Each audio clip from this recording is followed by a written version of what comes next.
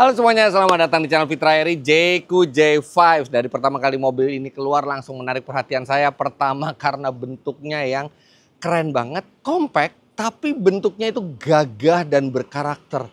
Dari mulai depan, samping, sampai belakang itu mengalir semua desainnya. Dan ada ke Range Roverannya ya, karena memang chief designer dan engineer dari Jayco ini ya memang dari Jaguar Land Rover. Dan ini adalah mobil listrik pertama dari Jayco yang dijual di Indonesia dan mereka menyebutnya sebagai The Real Electric SUV dengan DNA Adventure.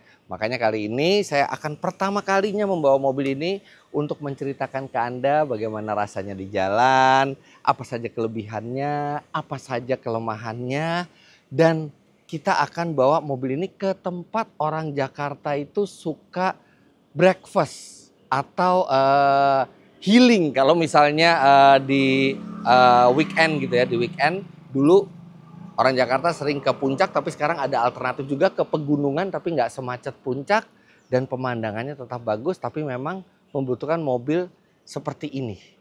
Kita langsung jalan ke satu tempat yang saya dan istri saya juga suka breakfast di situ. Ini recommended tempatnya sambil kita rasakan Jayco J5 ini. Wah, interiornya juga keren. Tapi nanti saya akan berhenti di rest area buat menjelaskan lebih detail tentang mobil ini. Sekarang kita jalan dulu, mumpung belum macet.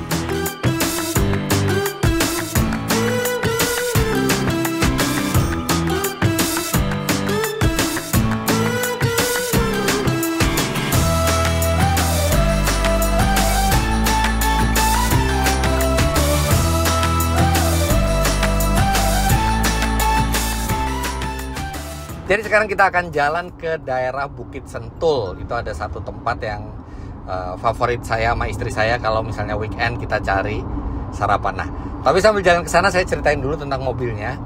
Ini Jayco J5 ini belum dirilis. Baru dirilis itu di bulan November, sedangkan saya syutingnya di bulan Oktober.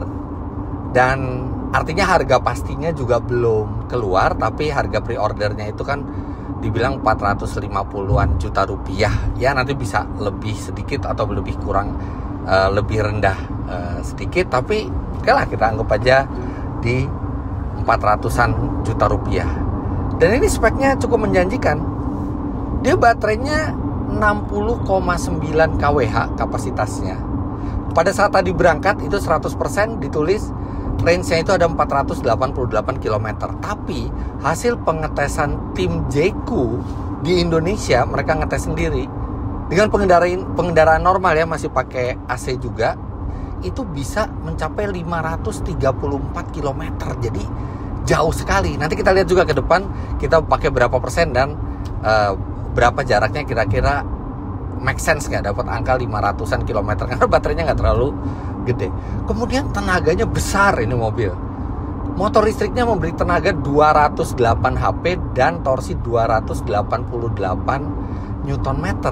Sehingga 0 sampai 100 km per jam diklaim tuntas dalam 7,3 detik. Dan biasanya kalau saya ngetes Jayco itu klaimnya itu nggak pernah lebih cepat dari aktualnya. Jadi aktualnya itu nggak pernah lebih lambat dari klaimnya. Malah kadang-kadang seringan aktualnya itu lebih cepat. Tapi 0-100 7,3 detik kenceng gitu. Untuk ukuran SUV entry levelnya Jayco ya. Kemudian mobil ini bukan hanya bentuknya yang terlihat modern, tapi sistem suspensinya juga modern. Di depan itu menggunakan McPherson Strut, sedangkan di belakang menggunakan Multilink. Nah, Multilink ini konstruksinya lebih rumit dan ini suspensi yang lebih mahal, tapi memang memberikan karakter bantingan yang nyaman, dewasa, serta dia bisa mestinya meredam getaran di jalan halus maupun jalan rusak dengan baik. Ini seperti suspensi yang banyak digunakan di kendaraan premium Eropa. So far sih rasanya enak sekali ini di jalan tol dan pengendaliannya juga enak, terasa mantep gitu mobilnya dan bantingannya tuh dewasa. Tapi nanti kita pas ke Bukit Sentul, ke tempat makan kita, itu akan lewat jalan yang cukup rusak, jadi kita bisa nyoba juga. Nah, kalau bicara jalan yang cukup rusak, ini juga mobil itu punya DNA adventure menurut Jayco ya, kelihatan sih dari bentuknya. Tapi speknya juga mendukung. Ground clearance-nya 200 mm, jadi dia cukup tinggi. Walaupun ada baterai di bawah, tapi karena mobil ini dirancang dari awal, dari nol sebagai mobil listrik, jadi baterainya itu tidak mengurangi ground clearance. Ground clearance-nya tetap tinggi 200 mm. Kemudian approach angle-nya, sudut datangnya, itu mencapai 20 derajat, sedangkan sudut perginya atau departure angle-nya yang di belakang itu hampir 30 derajat, 29,8 derajat. Jadi mobil ini nggak takut kita mau kemana-mana, ke berbagai medan. Tadi juga keluar dari rumah, saya sempat ngerasain sedikit setirnya tuh bisa enteng, bisa berat.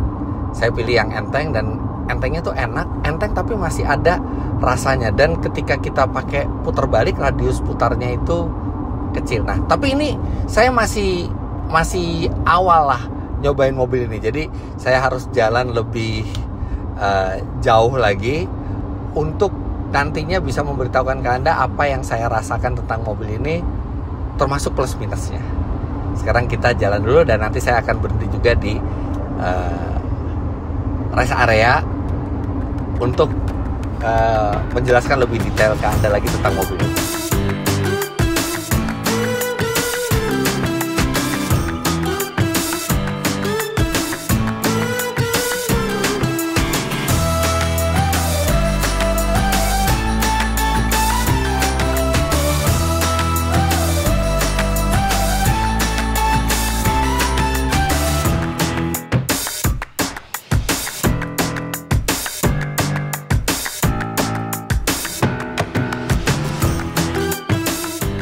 Oke, kita istirahat dulu sambil saya akan jelaskan sedikit tentang mobil ini. Lihat ini, bentuknya tuh compact gitu, jadi enak buat dibawa sendiri. Ini yang saya bilang ke Range Roveran seperti mini Evoque gitu ya. Lampunya juga pipih, dan dia sudah full LED dari lampu depan sampai lampu belakang. Ini kita lihat lampu depannya. Keren banget lampunya tuh dibikinnya, dan ini tuh nyambung ya, semuanya ini dengan dimensi lebar yang sama, dan ini detail lampunya itu terkesan mahal. Kemudian dia juga, ya karena dia elektrik, dia nggak perlu grill besar, jadi grillnya tertutup, tapi di bawah ini masih ada terbuka, itu untuk pendinginan baterai dan motor listriknya. Dan dia pakai active grill shutter, jadi kalau misalnya nggak dibutuhkan, dia bisa menutup untuk menambah profil aerodinamika mobil ini. Velgnya ini juga udah 18 inci. Jadi walaupun mobilnya nggak terlalu gede, tapi velgnya gede. Jadi nambah kesan gagah. Terus bagasinya ini sangat-sangat memadai. Dalam kondisi bangku tegak aja, nih sorry ada sejumlah peralatan di sini. Dalam bangku tegak aja ini bisa 480 liter. Kalau dilipat bangkunya bisa sampai 1284 liter. Dan dia selain portable charger, dia ada ini untuk V2L, vehicle to load. Karena mobil ini bisa mengeluarkan listrik dari baterainya sampai 3.300 watt. Nah, jadi dia kapasitas penyimpanannya besar, tapi itu belum selesai. Karena di depan sini, wih, asik ya. Bukannya udah selayaknya mobil premium. Di sini ada front trunk. Front trunknya ini 35 liter ya buat barang-barang kecil. Kalau saya mungkin charger portable sih taruh sini aja, nggak sering dipakai, jadi bagasi bisa kosong, lebih lega. Dan ini walaupun dia tanpa tutup, tapi dia ada karetnya ini sehingga dia rapat ke atas ini, dan dia tahan mau mobil dicuci pakai steam juga dia tidak akan kena air front trunknya ini. Dan yang lainnya ya kita cuma bisa akses buat air wiper, minyak rem, dan ini akinya ya. Aki 12 volt. Nah, sekarang kita coba duduk belakangnya yuk.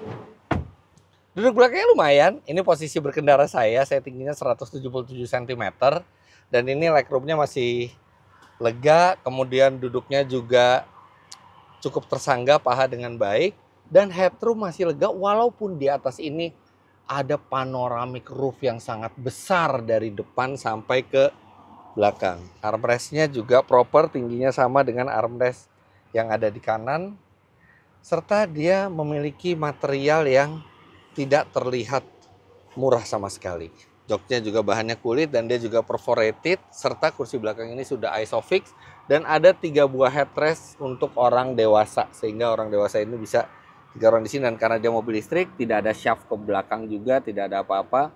Dia benar-benar hampir rata lantainya. Ada sedikit tonjolan tapi enggak banyak. Dan di sini ada ventilasi yang kelihatannya ini satu ventilasi AC, tapi sebenarnya dia bisa di split kanan dan kiri arahnya. Di bagian depannya ini dia minimalis ya. Jadi ini instrumennya menyatu dengan dashboard. Keren sekali. Dan dia ini 8 inci dan dia ada layar infotainment 13,2 inci. Dan untuk setirnya dia bisa diatur tilt serta teleskopik. Dan bangku depan ini sudah elektrik. Sehingga penyetelannya mudah, lebih presisi. Dan ini posisi berkendaranya sangat ergonomis untuk ukuran SUV.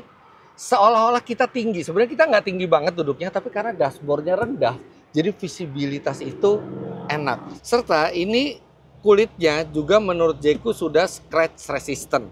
Jadi kalau misalnya dipakai bareng keluarga, anak kecil mungkin nginjek-nginjek sini, dia lebih durable, lebih tahan lama materialnya. Dan di sini juga material empuk. Di sini juga material empuk. Kalau yang belakang nggak empuk ya, tapi yang di depan itu empuk. Sampai sini ada ambient slide-nya juga kita bisa pilih, ada banyak warna yang bisa dipilih untuk ambient slide-nya. Setirnya 2 spoke aja. Sebenarnya 4 lah, ada splitternya dikit tapi lebih terkesan seperti 2 spoke, jadi ada kesan futuristis. Di sini juga ada tempat penyimpanan, di bawah juga ada tempat penyimpanan, dan dia memiliki wireless charging yang cukup cepat, maksimum 50 watt, termasuk ventilasi untuk mengisap panas dari gadget Anda. Di sini lacinya udah soft opening, nggak terlalu besar, agak kecil, tapi ini lihat, panel ini bikin mobil kelihatan mahal gitu. Dan ini seolah-olah senada dengan tulisan Jayco di depan, di grill, yang itu di balik kaca. Jadi ada kesan premiumnya itu kuat sekali mobil ini. Dan ingat, harganya nggak sampai 500 juta rupiah loh ini mobil. Kemudian di bagian depan, ini kacanya juga sudah double glass. Jadi akan mengurangi kebisingan cukup signifikan. Serta satu yang saya suka ini, headrestnya bisa seatbeltnya bisa diatur ketinggiannya.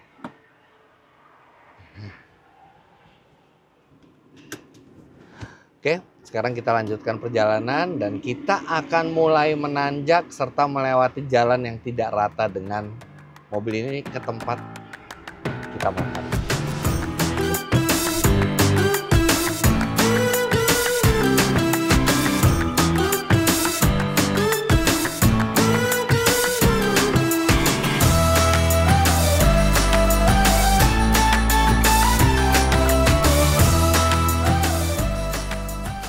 Oke, sekarang kita keluar Bukit Sentul karena tempat makan kita nanti memang lewat Bukit Sentul, dan sebentar lagi ini akan nanjak terjal. Jadi kita akan lihat dulu konsumsi energinya dari Jakarta sampai Bukit Sentul itu kan relatif rata ya, walaupun ya memang agak nanjak ya karena Bogor itu ketinggiannya lebih tinggi dari Jakarta. Nah, tapi ini kita sudah memakai baterai 10%.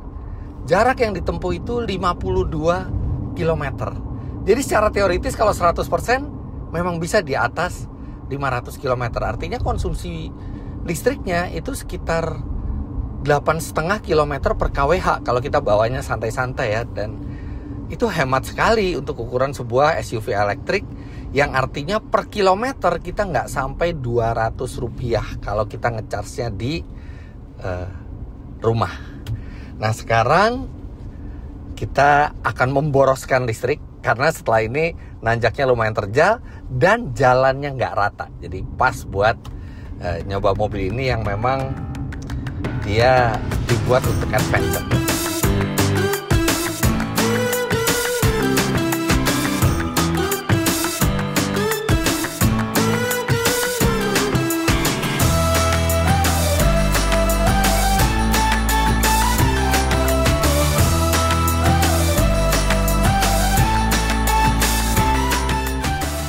Nah, kita mulai masuk jalan rusak. Ini suspensinya bener-bener kayak SUV premium ya. Dia tuh nggak yang keempukan sampai serasa lemah gitu ya. Tapi juga nggak keras yang membanting tulang. Ini pas lah. Bahkan kalau di jalan rusak seperti ini, karena dia pakai multilink, masih terasa cukup lembut. Jalannya emang sempit nih, Bukit Sentul ke arah atas nih. Makanya kalau bawa SUV yang lebar, kadang-kadang kalau weekend kita papasan gitu ya, agak sempit. Tapi kalau ini kan nggak terlalu lebar nih, jadi enak. Setirnya juga enteng, dia bisa diatur 2 tingkat beratnya. Setirnya saya pilih yang paling enteng, dan dia radius putarnya itu kecil. Jadi manuver di jalan-jalan kecil seperti ini atau U-turn tuh nggak masalah sama sekali. Tanjakan mulai terjal, tapi ya elektrik, effortless semuanya. Karena seperti kita udah tahu, motor listrik itu punya torsi maksimal itu justru di 0 RPM.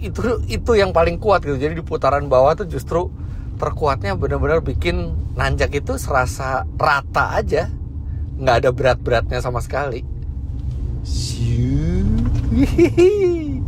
Kontras ya, tadi kita lewat jalan besar Bukit Sentul itu perumahan-perumahan modern gitu ya. Begitu masuk ke pedesaannya, ini langsung berbeda.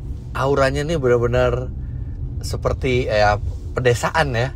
Jadi bikin lebih seru gitu petualangannya. Padahal kita cuma mau cari makan. Dan gak jauh dari Jakarta, dan jauh lebih cepat dibandingin kita ke puncak.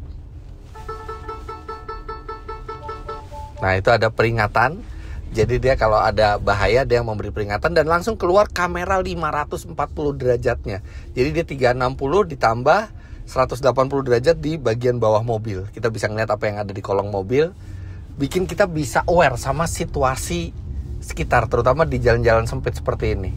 Jayco itu kan memang dia sub-brandnya dari Chery, yang dia khusus membuat SUV untuk adventure, dan dia kelasnya itu lebih premium. Dan kalau kita lihat sebenarnya line up-nya Jayco tuh lumayan lengkap loh. Ada Jayco J7, ada Jayco J8, ini yang paling kecil J5. J6-nya kemana? Ada J6-nya, cuman dijual di Indonesia sebagai Chery. Karena pada saat J6 itu muncul, brand Jayco itu belum di launching di Indonesia, tapi dia namanya J6. Jadi sebenarnya Jayco itu ada J5, J6, J7, J8. Nah, J7, J8 itu memakai penggerak hybrid. Hybridnya hebat sekali. Bahkan yang plug-in hybridnya itu bisa dengan mudahnya di atas 1.300 km jalan. Sedangkan J6 itu full electric, all wheel drive, dan J5 ini atau J5 dia full electric, two wheel drive, tapi dengan tenaga yang besar, dengan kabin yang masih lega, namun bodinya compact, sehingga itu yang paling enak ini yang paling enak buat di setir sendiri. Ini sekarang kita jam 10:15. Tapi kalau saya sama istri saya kalau kesini cari sarapan itu hari Sabtu atau hari Minggu tuh biasanya abis subuh tuh. Abis subuh kira-kira jam 6-an kita udah jalan ke sini. Jadi masih udara pagi. Kalau sekarang iya lebih dingin dari Jakarta, tapi nggak dingin-dingin amat. Nah, makin terjal lagi. Wah, ini kalau mobil biasa sih struggle nih di sini. Tapi ini gampang saja. Nah, ini kita masuk ke jalan yang lebih rusak lagi. Kita udah mau sampai.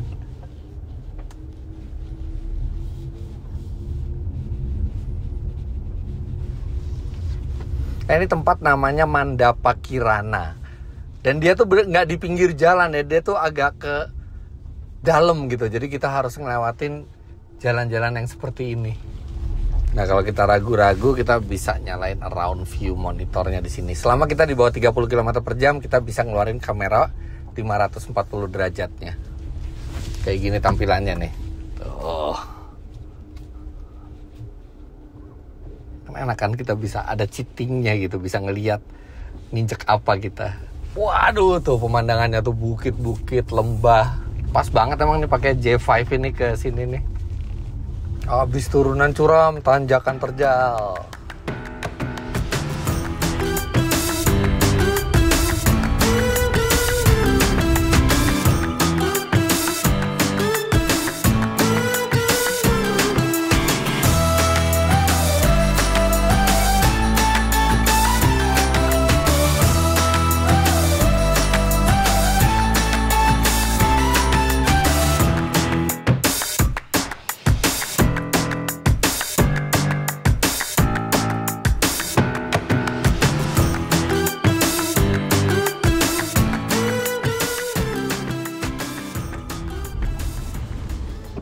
Restorannya udah buka? Udah jam 9 buka. Ah iya, oke. Ini ada kartunya minimum konsumsinya 50.000. Oke, Bapak, iya. berapa orang Bapak? 3 orang, 1 sini, 2 belakang. Iya. Nah ini karena pemandangannya bagus, mungkin takut orang cuma datang ke sini cuma duduk-duduk, mau menikmati pemandangan nggak pesen, jadi kita ada minimum charge 1 orang itu Rp50.000. Tapi ya kalau niat makan bener sih pasti lebih, 1 orang pasti lebih dari 50.000. Nah di sini juga ada resort buat nginep-nginepnya, saya belum pernah nginep sini sih. 3 mobil, dia nggak perlu kita kunci apa-apa, tinggalin aja. Begitu kita menjauh, kita bawa kunci, dia ngunci sendiri. Biasanya penuh nih kalau lagi weekend nih, makanya anak-anak weekdays kesini. Situ aja yang pemandangannya bagus. Si Faiz ya. Ada restoran kayak gini tuh kita pesen tuh mestinya makanan Indonesia gitu ya.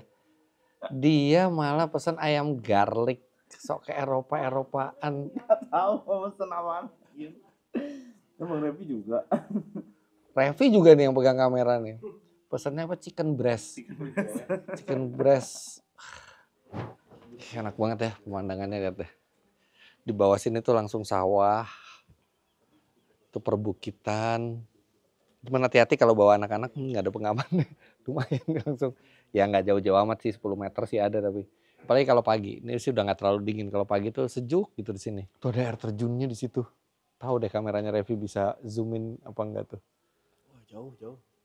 Makanya pakai Pakai drone. Emang bawa drone? Bawa dong. Ya udah, sambil nunggu makanannya kita ngedrone di sekitar sini buat ngelihat suasananya.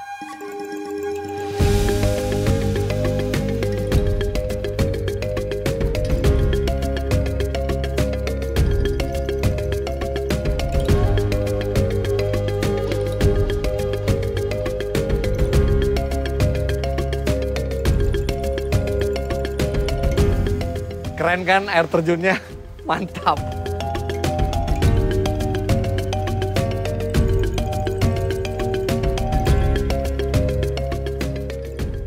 Waduh, guramenya. Sambelnya ada 2 lagi. Enak yang mana ya? Dua-duanya enak.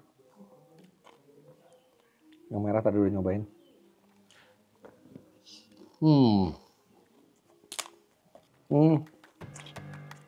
Indonesia sekali. Mantap.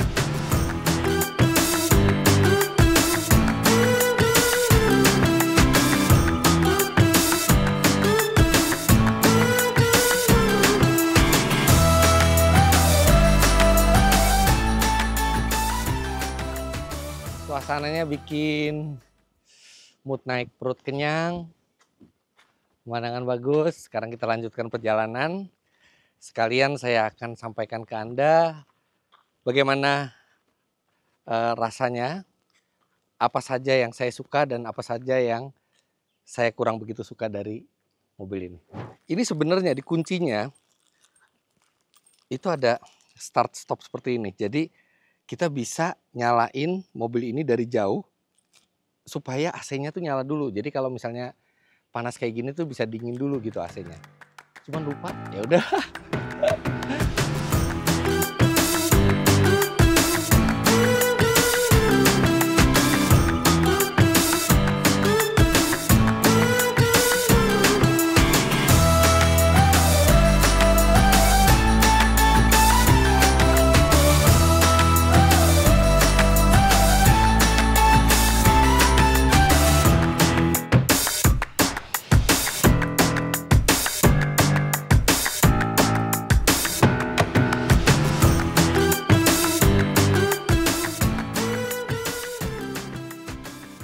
kita udah sampai pintu keluar, masuk ke jalanan turunan sebentar lagi.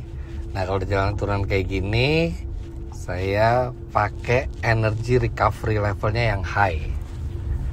Biar selama turunan itu saya nggak perlu terlalu banyak injek rem dan dapat tenaga dari regenerative brakingnya.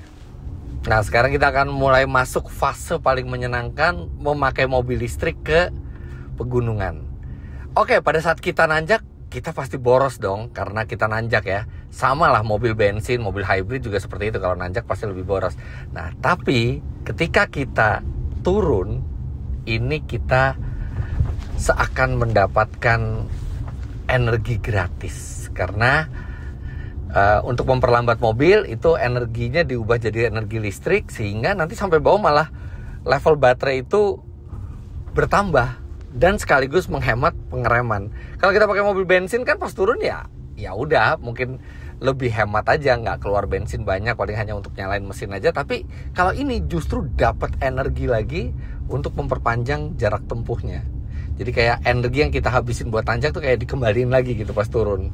Nah, dia ada 3 tingkat regeneratif. Ada yang normal, ada yang high, ada yang low. Kalau yang kayak gini pakai yang high biar optimal regenerative brakingnya.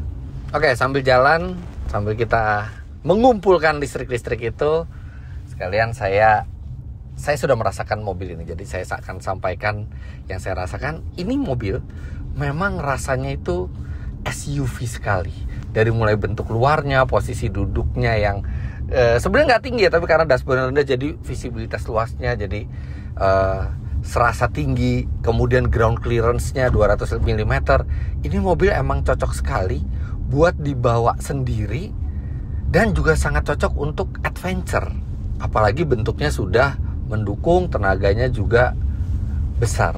Suspensinya ini enak, baik di jalan halus maupun di jalan rusak. Yang namanya suspensi multilink ya.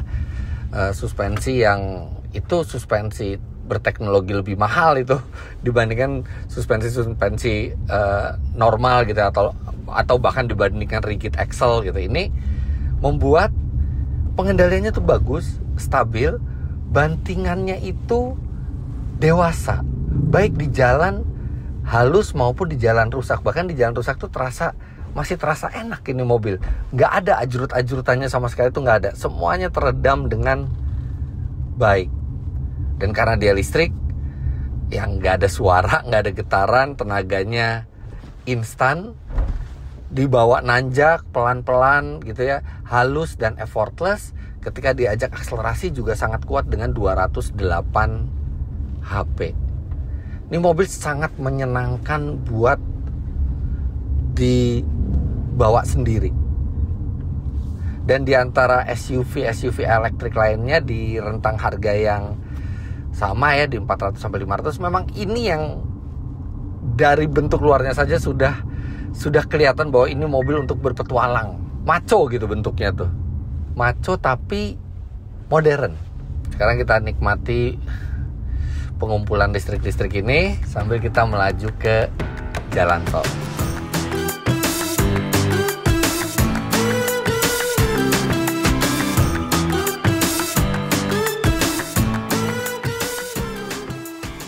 Nah, ngomong-ngomong kecelakaan, mobil ini sebenarnya sangat aman karena dia sudah dilengkapi oleh 17 fungsi ADAS, fitur radar, Advanced Driver Assistance System, termasuk cruise control dan lane keeping assist. Dan kalau misalnya nanti kita suruh megang setir, itu benar-benar cuman digoyangin sedikit aja dia udah bisa mati lagi peringatannya. Dan ini dari tadi saya coba halus dia, akselerasinya, deselerasinya halus, setirnya juga halus, serta dia bisa sampai macet-macetan. Jadi dia bisa sampai berhenti, kemudian jalan lagi, dan dia juga bisa emergency braking. Kalau misalnya seperti tadi tuh, kalau ada galon air mineral jatuh, kemudian misal mobil depan ngerem mendadak, Anda nggak sempat ngerem, dia akan bisa melakukan pengereman untuk Anda untuk meminimalkan dampak dari tabrakannya. Serta mobil ini juga memiliki 6 buah airbag. Jadi sistem keselamatannya lengkap. Dan dibawa di kecepatan 100 km per jam gitu ya, mantap sekali ini mobil.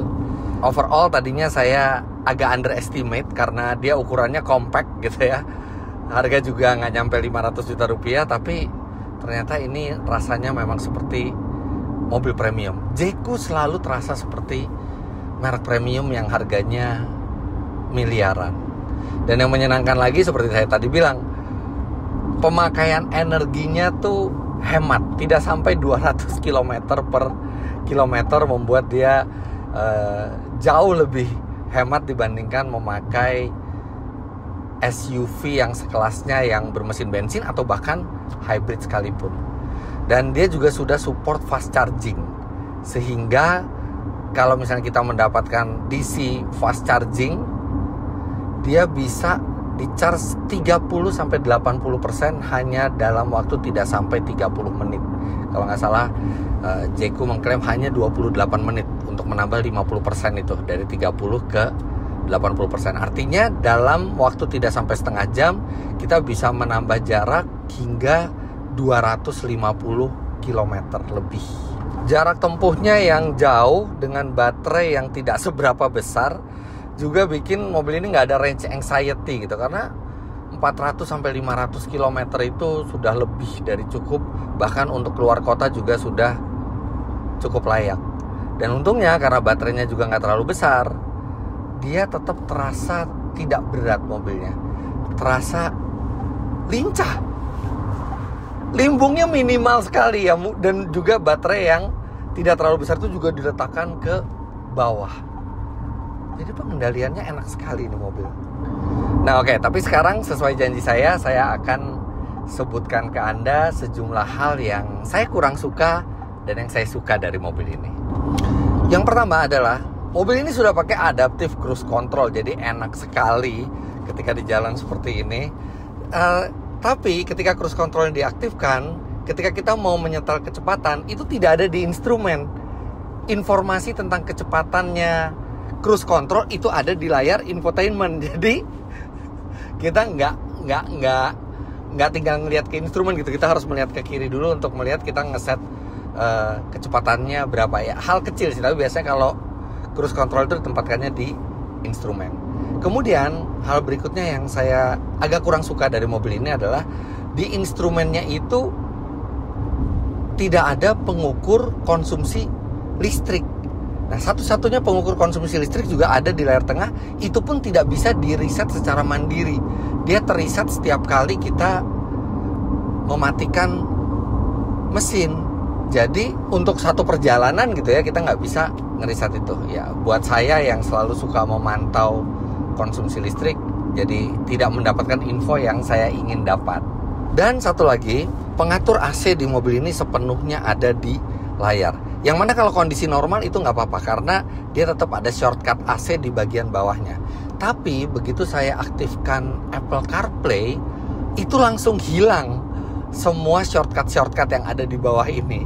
Jadi langsung seluruh layar itu Apple CarPlay, yang mana jadi Apple CarPlay-nya keren untuk dilihat, tapi kalau kita mau ngatur AC, kita harus ke depan lagi gitu ya. Jadi agak kurang praktis mengatur AC pada saat kita memakai Apple CarPlay. Nah, tapi mobil ini juga punya sejumlah hal unik yang saya suka. Yang pertama, kalau misalnya kita lupa nutup tirai di atasnya, tirainya panoramic roof, atau kita lupa nutup jendela, pada saat kita keluar dan mobil itu kita kunci, itu dia secara otomatis langsung menutup semuanya. Jadi kita nggak mungkin kelupaan nutup jendela atau kelupaan nutup panoramic sunroof dan terus pas balik mobil udah panas banget gitu dalamnya, nggak, karena begitu dipencet dia langsung nutup gitu. Itu hal kecil yang menyenangkan. Kemudian mengatur lampu dan mengatur spion mobil ini sangat mudah karena ada tombol fisiknya. Yes, saya biasanya di mobil-mobil seperti ini saya tuh kurang suka dengan yang semuanya itu masuk di layar, terutama buat spion. Kita mau ngelipat spion ketika papasan dengan mobil depan itu susah. Ketika kita mau adjustment spion itu juga susah, harus di layar. Atau mengatur lampu juga harus di layar. Tapi kalau mobil ini dikeluarkan tombol yang penting tersebut sehingga sangat mudah dioperasikan. Dan satu lagi, ini yang sungguh menyenangkan adalah mobil ini bisa diparkir paralel karena bisa masuk netral pada saat parkir. Itu yang hampir semua mobil listrik atau semua mobil listrik yang pernah saya coba itu nggak ada yang bisa seperti itu. Itu karena di sini ada easy move mode. Jadi kalau easy move mode itu kita aktifkan, ketika kita matikan mesin, dia langsung masuk ke netral sehingga mobil masih bisa didorong ketika mobil lain mau keluar. Unik sih, tapi sangat berguna. Belum saya temukan di mobil listrik lainnya atau bahkan mobil matic lainnya.